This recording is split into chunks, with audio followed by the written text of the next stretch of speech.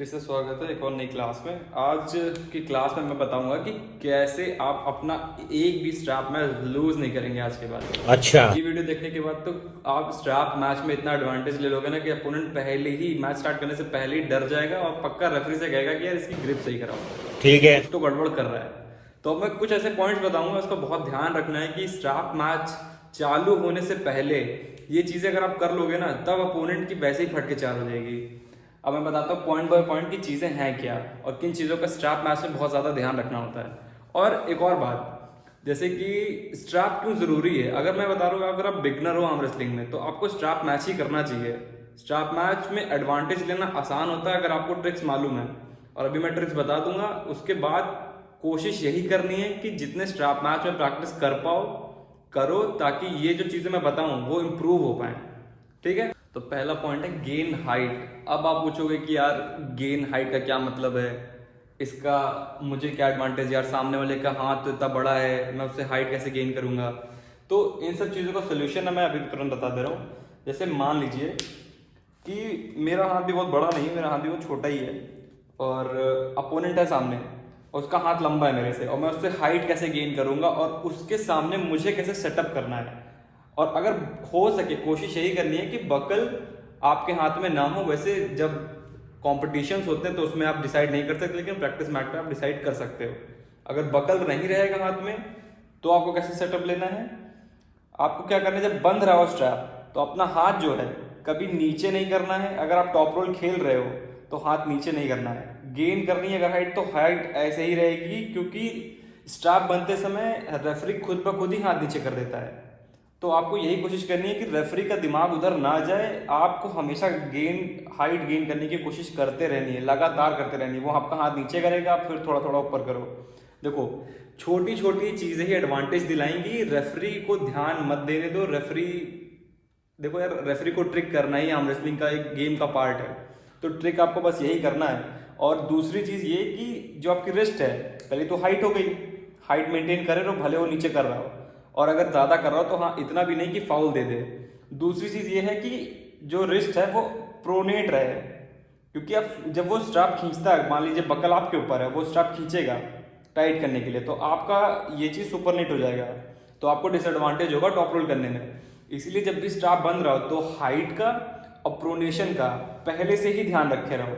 बंद रहा स्ट्रैप तो हाथ ऐसे ही रखो, अंदर की तरफ ही रखो, क्योंकि यार जब वो टाइट होगा ना तो तुम्हारी वैसे ही प्रोनेशन ढीली हो जाएगी। तो ये जब एडवांटेज गेन कर लोगे कि हाथ ऐसे सेटअप कर रहे हो, तो जब जैसे स्ट्रैप टाइट होगा ना तो सामने वाले की वैसे फटके चार हो जाएगी कि यार ये क्या हो गया, मेरा हाथ क्यों फील नहीं हो रहा है मुझे। और तुम्हारे पे इतना अच्छा सेटअप आएगा कि तुम खुद ही कहोगे यार पावर लग रहा है बढ़ गई है। तो ये चीज़ ट्राई ज़रूर करना, पहली प्रोनेशन दूसरी हाइट। अगर ये दो चीज़ें मैनेज कर लोगे तो लूज करना यार फिर मुश्किल ही हो जाएगा। अगर सामने वाले की पावर बहुत ही ज़्यादा है तब अलग बात है, लेकिन अगर सेम है तो इस एडवांटेज से आराम से जीत जाओगे। अब सेकंड पॉइंट की बात करते हैं। तो दूसरा पॉइंट है बैक प्रेशर। स्ट्रैप के गेम में बैक प्रेशर क्यों बहुत इंपॉर्टेंट है और बैक प्रेशर का इतना इंपॉर्टेंट रोल क्यों है ये भी मैं बता दूं। देखिए जब स्ट्रैप बन जाता है और स्ट्रैप के बनते दौरान भी आपको यही ट्राई करना है कि बैक प्रेशर आप कंटिन्यूस लगाते रहो, क्योंकि बंधने के टाइम सामने वाला बंदा यही चाहेगा कि आपकी वेबिंग उसकी वेबिंग बराबर हो। लेकिन अगर आप कंटिन्यूस बैक प्रेशर लगाओगे ना तो बंधते के बाद भी थोड़ा सा आप गेन एडवांटेज कर लोगे। बैक प्रेशर आपको कंटिन्यूस रखना है। देखो यार, बैक प्रेशर रखने से आपको दो एडवांटेज रहेंगे। एक तो प्रैक्टिस टाइम पे अगर मैं बात करूं तो प्रैक्टिस टाइम पे बैक प्रेशर कंटिन्यूस रखने से आपकी ब्रेकियालिस मसल स्ट्रांग होती जाएगी, आपका बैक प्रेशर स्ट्रांग होता जाएगा। और दूसरा, स्ट्रैप बंधवाते समय अगर आप कंटिन्यूस बैक प्रेशर रखोगे ना तो आपकी वेबिंग में भी डिफरेंस आएगा, आपको एडवांटेज मिल जाएगा, सामने वाले से थोड़ी सी हाइट भी गेन हो सकती है।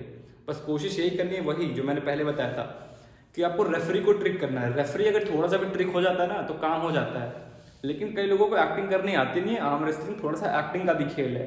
आप जब भी एडवांटेज दे रहे हो रेफरी को बस मालूम नहीं चलना चाहिए ये है कि आपने बैक प्रेशर मेंटेन कर रखा है, और सामने वाला बंदा कह रहा है कि यार प्रेशर आ रहा है प्रेशर आ रहा है यार, तो रेफरी को नहीं मालूम होता प्रेशर आ रहा है कि नहीं आ रहा है, जब तक बंदा खुद से पावर ना छोड़ दे। ठीक है, तो उसकी आपको चिंता नहीं करनी, रेफरी उसमें फाउल नहीं देता है। मैंने बहुत कंपटीशन में कराया है, कोई दिक्कत नहीं होती है। बैक प्रेशर थोड़ा सा कंटिन्यूस रखोगे तो वेबिंग में हाइट मिल जाएगी। और हाँ, दूसरी बात, कैसे स्ट्रैप मैच में ये आपको हेल्प करेगा बैक प्रेशर।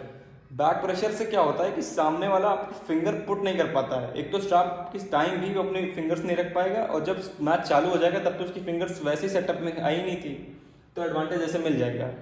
तो ये रहेगा बैक प्रेशर का आपका काम। अपोनेंट की वैसे ही हालत पंचर हो चुकी होगी, क्योंकि एक तो आपने वेबिंग जीत ली, उसे आपने प्रोनेशन जीत ही रखा है, तो वो पावर लगाएगा कहाँ से? कहीं से नहीं लगा पाएगा। बैक प्रेशर इसी पे रखना बहुत इंपॉर्टेंट है, और हो सके तो इसको प्रैक्टिस में खूब यूज करो। बैक प्रेशर हमेशा मेंटेन रखो, क्योंकि ये स्ट्रांग होता जाएगा ना, तो स्ट्रैप के गेम में ही जाने से लोग आपसे पहले ही डर जाएंगे कि यार इससे स्ट्रैप में नहीं जाना है, नॉर्मल गेम खेल लेते हैं। तो स्ट्रैप के गेम में बैक प्रेशर बहुत। थर्ड लास्ट पॉइंट है मेंटेनिंग गैप। अब गैप मेंटेन करके आपको क्या फायदा होगा, और स्ट्रैप मैच में गैप कैसे फायदा कर सकता है आपको?